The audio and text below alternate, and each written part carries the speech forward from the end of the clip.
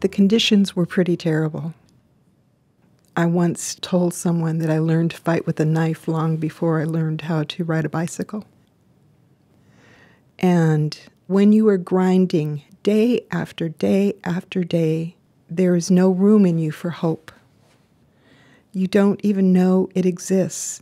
There's nothing to aspire to except filling your hungry belly. That's how I was raised. When I was 12, a bookmobile came to the fields. And you have to understand that I wasn't allowed to have books because books are heavy. And when you're moving a lot, you have to keep things just as minimal as possible. So when I first saw this big vehicle on the side of the road, and it was filled with books, I immediately stepped back. Fortunately, when the staff members saw me, kind of waved me in, said, "These are books, and you could take one home."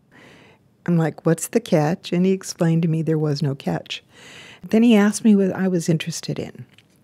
And the night before the bookmobile had come, in the camps, there was an elder who was telling us about the day that Mount Rainier blew up.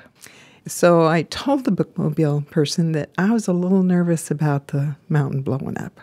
And he said to me, "The more you know about something, the less you will fear it." And he gave me a book about volcanoes. And then I saw a book about dinosaurs. I said, "Oh, that looks neat." So he gave me a book about dinosaurs.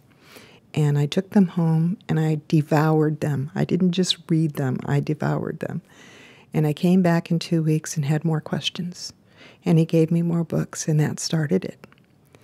That taught me that hope was not just a word, and it gave me the courage to leave the camps. That's where the books made the difference. By the time I was 15, I knew there was a world outside of the camps. I believed I could find a place in it, and I did.